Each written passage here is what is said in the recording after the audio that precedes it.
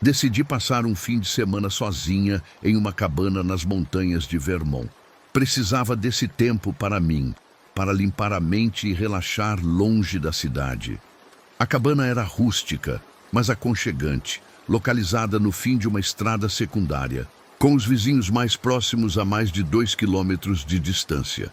Na primeira noite, após um dia caminhando pelas trilhas, sentei-me junto à lareira com um livro. Foi quando notei algo estranho. O vento havia parado completamente, e o silêncio que se instalou era tão pesado que quase parecia palpável. Normalmente a floresta tem seus sons, folhas, animais, pequenos movimentos, mas agora nada.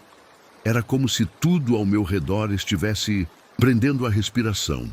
Tentei voltar à leitura, mas não conseguia me concentrar. A sensação de que algo estava diferente não me deixava. Olhei pela janela e notei que a lua iluminava o quintal, criando sombras longas que pareciam se mover por conta própria. Fechei as cortinas, dizendo a mim mesma que era apenas minha imaginação trabalhando. Por volta da meia-noite, ouvi um barulho sutil vindo do lado de fora.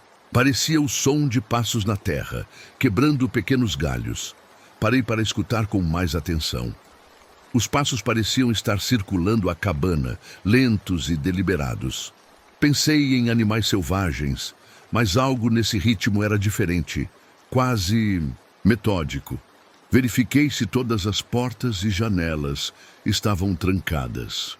Enquanto checava a porta dos fundos, vi que a lanterna que eu havia deixado no alpendre estava apagada. Tenho certeza de que a deixei acesa. Olhei pela pequena janela da porta, mas não conseguia ver nada na escuridão. Voltei para a sala e sentei-me no sofá, tentando convencer-me de que estava sendo irracional. Foi então que ouvi um arranhão suave na parede externa, logo abaixo da janela. Era um som lento, como se alguém estivesse deslizando as unhas pela madeira. Meu coração disparou. O arranhão parou e, segundos depois, recomeçou em outra janela. Os sons continuaram durante a madrugada, sempre mudando de localização. Às vezes eram passos, outras eram arranhões. Em um momento, ouvi o que parecia ser alguém sussurrando, embora não conseguisse distinguir palavras. Comecei a questionar se estava realmente ouvindo aquilo, ou se minha mente estava criando sons a partir do silêncio. Perto das 3 da manhã, reunindo toda a coragem que tinha, peguei uma lanterna e uma pequena faca da cozinha. Precisava ver o que estava lá fora. Abri a porta da frente com cuidado e iluminei o quintal. Não havia nada visível. Dei alguns passos para fora e girei a lanterna em todas as direções. Foi quando notei algo perturbador. Havia pegadas na terra ao redor da cabana. Não de um animal, mas claramente humanas. E elas formavam um círculo completo ao redor da estrutura, como se alguém tivesse caminhado metodicamente em volta da cabana várias vezes durante a noite. Entrei rapidamente e tranquei a porta. Com as mãos trêmulas, tentei ligar para a polícia, mas não havia sinal de celular naquela área isolada. O telefone fixo da cabana estava mudo. Olhei novamente pela janela e vi uma figura parada entre as árvores. A distância e a escuridão não me permitiam ver detalhes, mas pude distinguir a silhueta de uma pessoa simplesmente observando a cabana. Imóvel. Apaguei todas as luzes e me escondi no banheiro, o único cômodo sem janelas. Passei o resto da noite ali, ouvindo os sons ocasionais de passos no alpendre e as tentativas de girar a maçaneta da porta. Em algum momento, exausta e aterrorizada, adormeci. Acordei com a luz do sol entrando pelas frestas da porta. O silêncio havia sido substituído pelos sons normais da floresta. Saí do banheiro e verifiquei a cabana. Nada parecia ter sido mexido. Reuni minhas coisas o mais rápido possível e corri para o carro. Antes de partir, notei algo no para-brisa. Uma pequena pilha de pedrinhas formando um círculo, colocadas deliberadamente. E presas sob o limpador de para-brisa, uma página do livro que eu estava lendo na noite anterior. Dirigi sem parar até a cidade mais próxima e relatei o ocorrido ao xerife local. Ele enviou uma patrulha para verificar a cabana, mas não encontraram nada além das pegadas que eu havia mencionado. Disseram que provavelmente era algum morador local tentando me assustar, talvez um adolescente pregando peças. Nunca mais voltei para aquela região. Nos meses seguintes, pesquisei online por incidentes similares naquela área e encontrei relatos de outras pessoas que sentiram estar sendo observadas durante estadias em cabanas isoladas. Ninguém nunca foi pego ou identificado.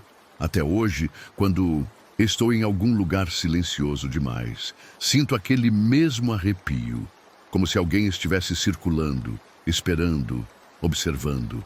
E sempre durmo com as luzes acesas.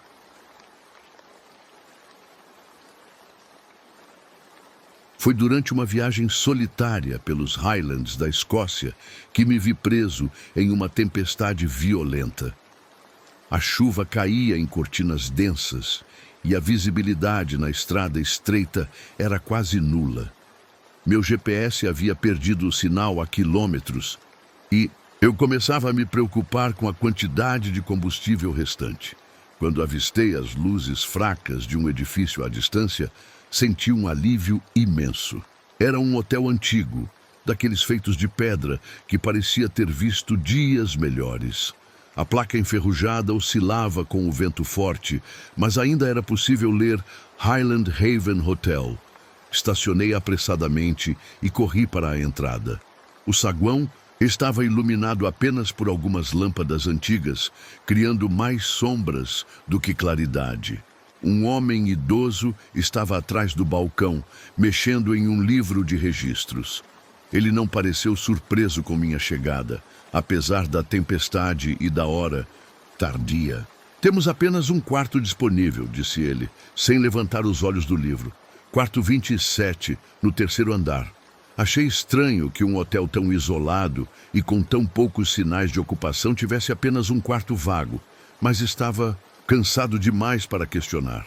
Peguei a chave, uma chave antiga e pesada de metal, não um cartão magnético, e subi as escadas rangentes. Os corredores eram longos e mal iluminados. A cada passo, a madeira do assoalho protestava. Notei que havia um odor estranho no ar. Uma mistura de mofo e algo que não conseguia identificar, quase metálico. O quarto 27 ficava no final do corredor. Ao abrir a porta, encontrei um espaço simples e antigo. Uma cama, um armário, uma pequena escrivaninha e uma cadeira. A janela estava coberta por cortinas pesadas que se moviam levemente, embora não houvesse corrente de ar perceptível. Coloquei minha mochila no chão e sentei na cama, que afundou mais do que eu esperava. Foi quando notei o silêncio. Apesar da tempestade que havia visto lá fora, não conseguia ouvir a chuva ou o vento. Era como se o hotel estivesse em uma bolha, completamente isolado do mundo exterior. Decidi tomar um banho rápido antes de dormir. O banheiro era pequeno, com azulejos antigos e uma banheira. A água saiu marrom nos primeiros segundos, depois clareou. Enquanto me lavava, tive a sensação incômoda de estar sendo observado. Olhei repetidamente para a porta, certificando-me de que estava trancada. De volta ao quarto, notei algo perturbador. Minha mochila, que eu tinha deixado no chão, agora estava sobre a cadeira. Parei, tentando lembrar se eu mesmo a havia movido, mas tinha certeza que não.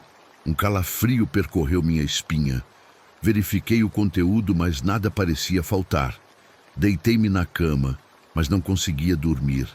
Estava silencioso demais. Por volta da 1 da manhã, ouvi passos no corredor.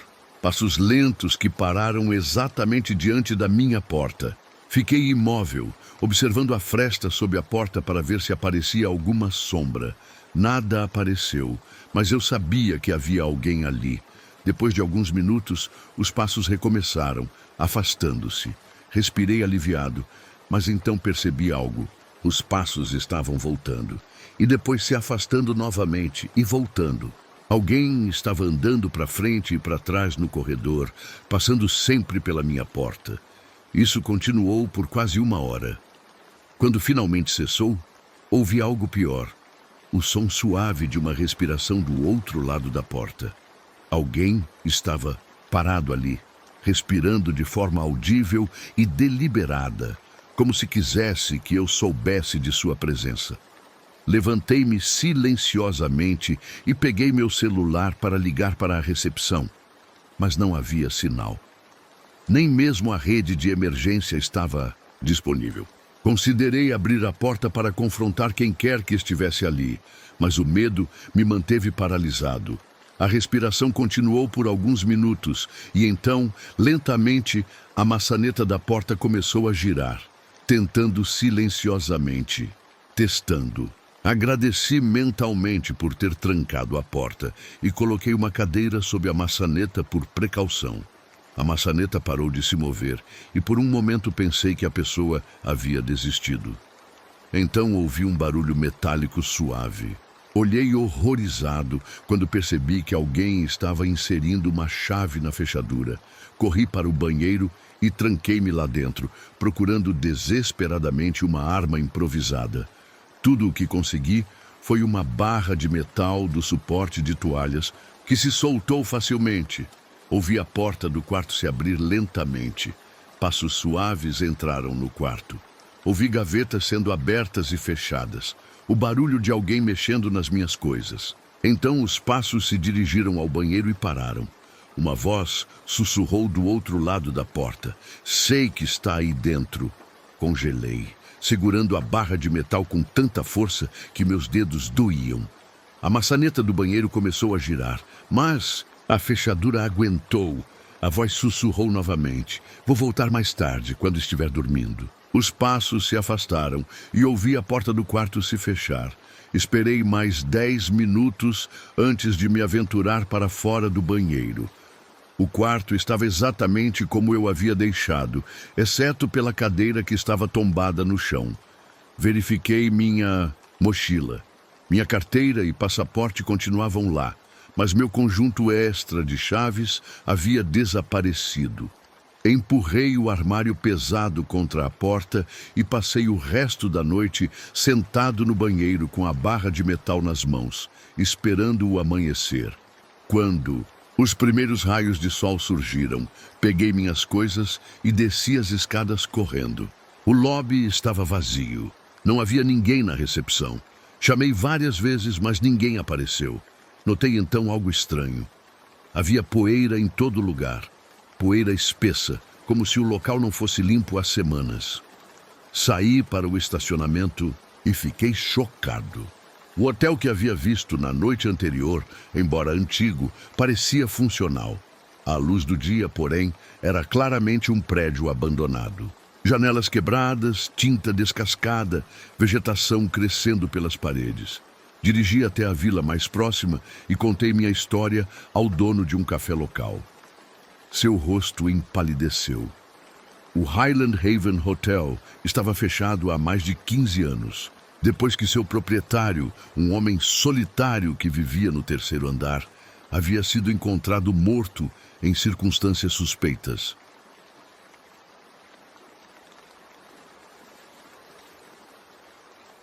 Nossa família alugou uma casa remota no norte da Noruega para passar 2 semanas de férias durante o verão. Queríamos experimentar os famosos dias sem fim, quando o sol raramente se põe naquela região. A casa era espaçosa, com vista para um fiorde, isolada o suficiente para oferecer privacidade, mas a menos de 30 minutos de carro da cidade mais próxima.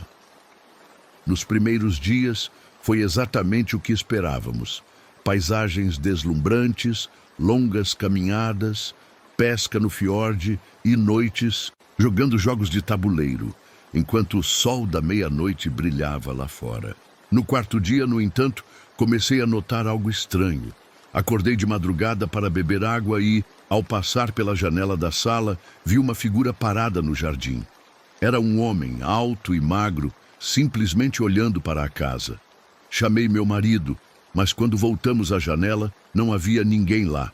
Ele sugeriu que eu havia visto um animal, ou que meus olhos tinham me enganado na luz peculiar do norte.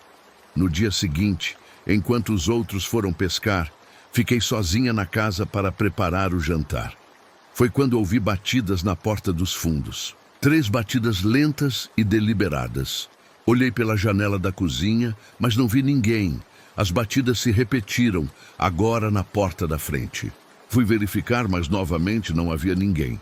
Comecei a ficar inquieta. À noite, contei o que havia acontecido para a família. Meu marido sugeriu que fossem crianças da região pregando peças em turistas, embora não tivéssemos visto outras casas por perto. Nossa filha de 12 anos, porém, disse algo que me deixou arrepiada. Ela também tinha visto um homem observando a casa na noite anterior, enquanto estava em seu quarto no 2º andar. Decidimos ficar mais alertas. No dia seguinte, durante o café da manhã, um senhor local veio entregar lenha que havíamos encomendado.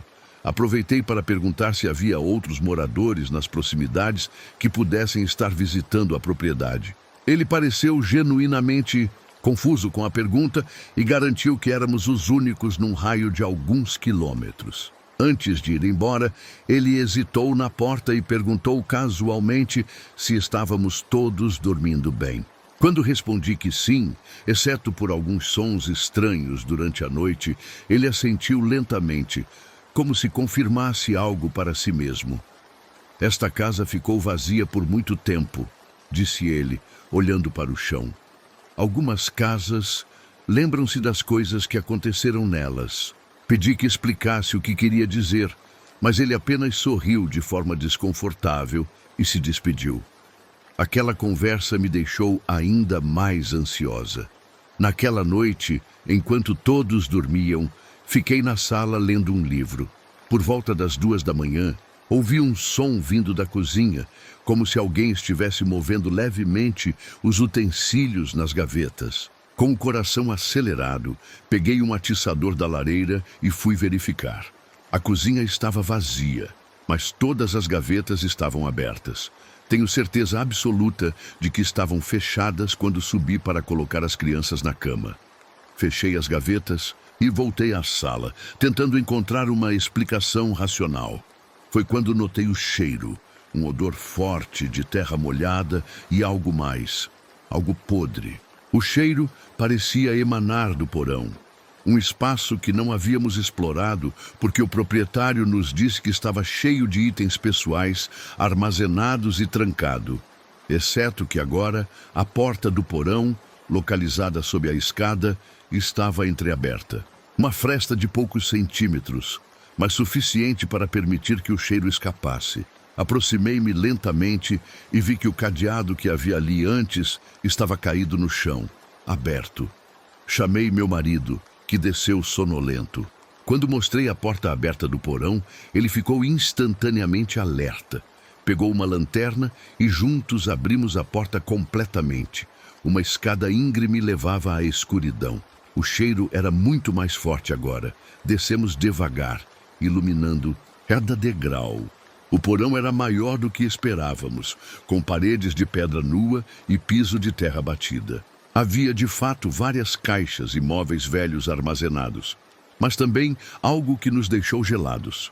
No canto mais distante, havia o que parecia ser um colchão fino e velho, com alguns cobertores e restos de comida.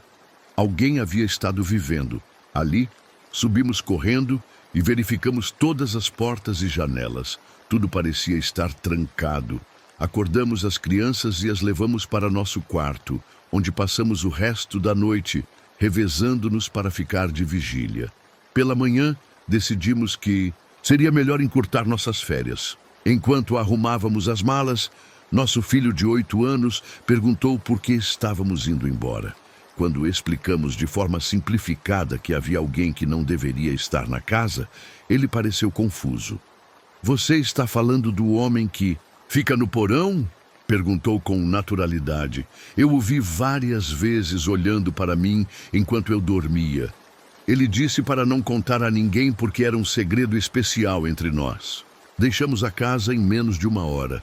Durante o caminho até a cidade, liguei para o proprietário e expliquei a situação. Houve um longo silêncio do outro lado da linha antes que ele falasse.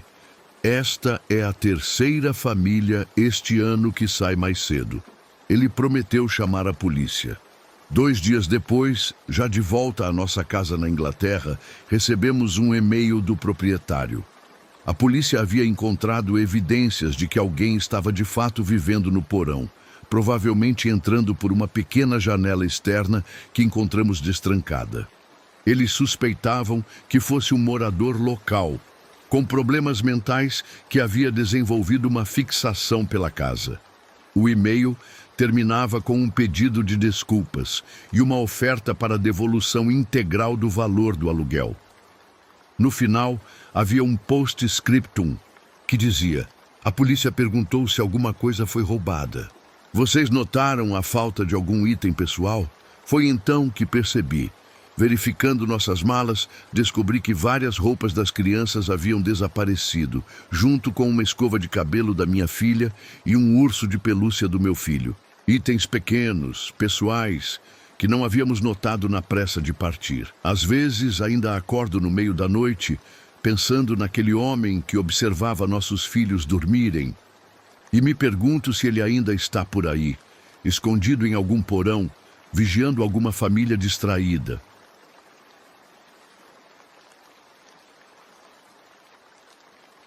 Meu trabalho como fotógrafo freelancer me levou a Paris para documentar as catacumbas menos conhecidas e outros espaços subterrâneos da cidade. Não as áreas turísticas, mas sim os túneis abandonados, antigos abrigos da Segunda Guerra Mundial e passagens esquecidas que formam um labirinto sob a cidade. Consegui contato com um guia local chamado Marcel, que era conhecido entre os catafiles, como são chamados os exploradores urbanos que frequentam ilegalmente esses espaços. Ele concordou em me levar a lugares que poucos visitantes estrangeiros conheciam. Nossa exploração começou em uma noite de terça-feira. Marcel me encontrou perto de uma estação de metrô desativada no 13º arrondissement. Vestindo roupas escuras e carregando mochilas com equipamentos, descemos por uma abertura discreta na rua que ele destrancou com um conjunto elaborado de chaves. Alguns desses túneis têm centenas de anos, explicou Marcel, enquanto descíamos uma escada de metal enferrujada. Foram pedreiras originalmente, depois usados como abrigos, armazéns, até como esconderijo durante a Resistência Francesa. A maioria das pessoas que vivem acima nem sabe que existem. Os primeiros túneis eram estreitos, mas relativamente bem conservados, com grafites artísticos cobrindo as paredes. Marcel explicava a história de cada seção, e eu fotografava os espaços amplos e as interseções onde os túneis se ramificavam em múltiplas direções. Era fácil entender como alguém poderia se perder ali sem um guia.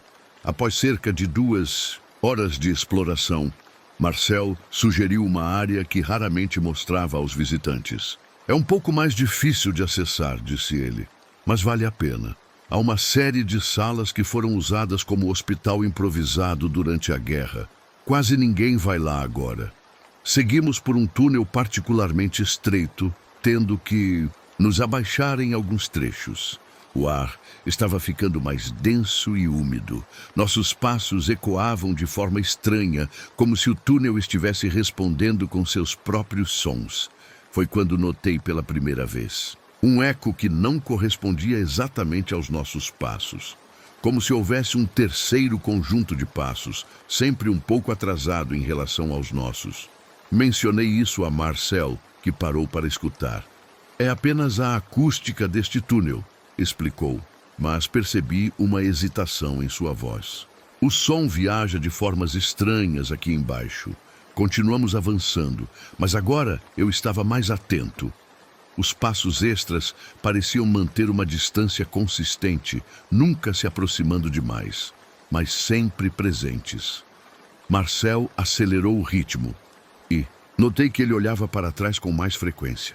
Finalmente chegamos a uma porta de metal pesada, parcialmente corroída pela umidade.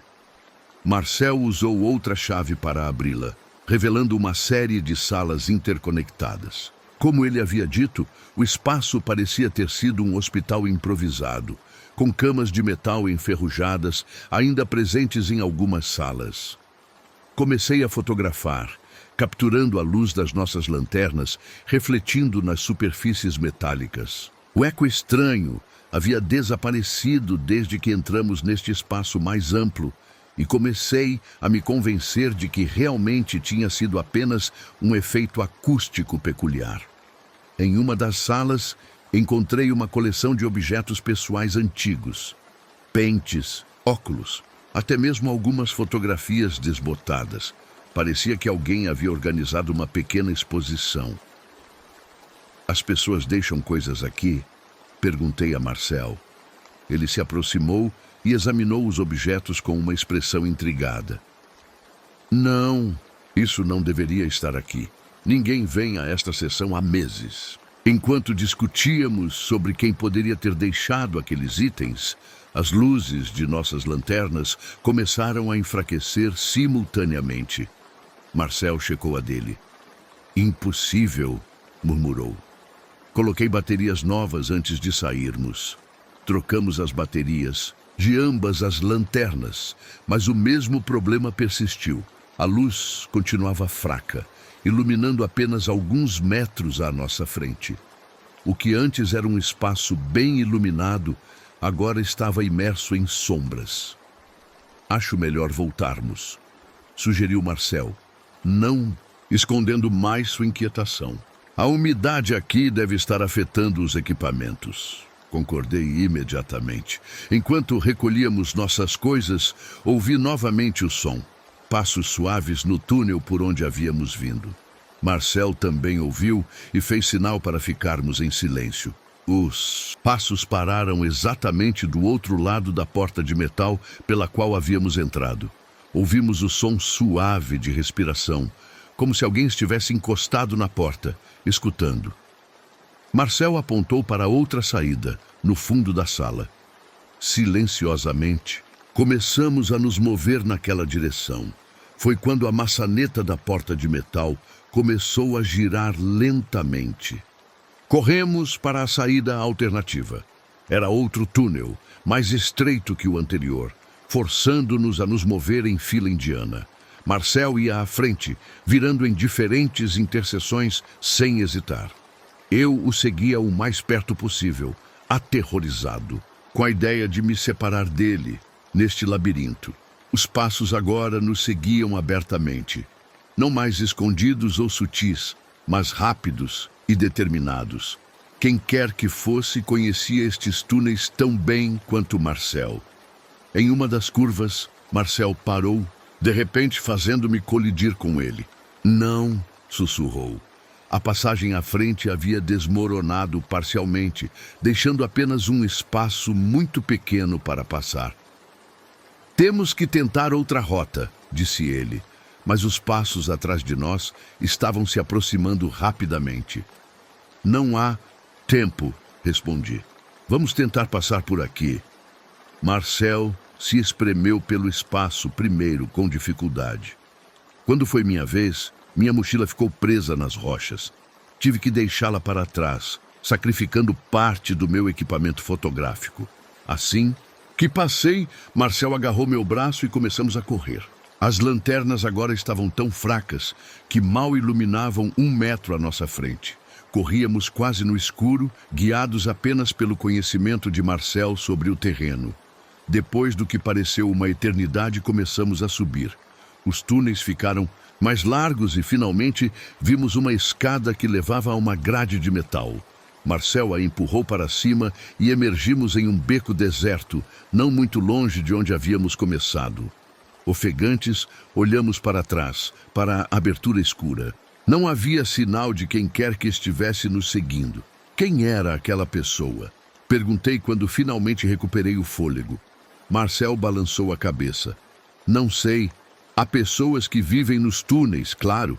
Moradores de rua, viciados, mas Eles normalmente ficam em áreas conhecidas, perto das entradas. Nunca naquela sessão. Insisti em saber mais, mas ele estava claramente perturbado e não queria continuar a conversa. Nos separamos com a promessa de nos encontrarmos no dia seguinte para buscar meu equipamento perdido. Marcel nunca apareceu no ponto de encontro. Liguei várias vezes, mas seu telefone estava desligado. Depois de 3 dias tentando contatá-lo, decidi procurar outros catafiles que ele havia mencionado. Ninguém sabia de seu paradeiro, mas um deles ficou particularmente perturbado quando mencionei o hospital subterrâneo. Marcel levou você lá? Perguntou, incrédulo. Ele nunca leva ninguém para aquela área, não desde que seu irmão desapareceu, ali há 2 anos. Deixei Paris na semana seguinte, sem meu equipamento e sem notícias de Marcel. Tentei denunciar seu desaparecimento à polícia, mas me trataram com ceticismo quando mencionei as catacumbas ilegais. Algumas das fotos que tirei naquela noite sobreviveram no cartão de memória da câmera que estava no meu bolso. A maioria mostra apenas túneis vazios e salas abandonadas. Mas há uma, a última que tirei antes de nossas lanternas começarem a falhar, que sempre me faz gelar o sangue. No fundo de uma das salas do hospital, quase imperceptível na sombra, há uma figura observando. Não Marcel, mas alguém mais alto, mais magro, vestindo o que parece ser roupas antigas. Seu rosto não é visível, apenas um borrão pálido onde deveria estar. E ao seu lado, no chão, está uma pilha de mochilas e equipamentos. Equipamentos idênticos aos que tive que abandonar durante nossa fuga.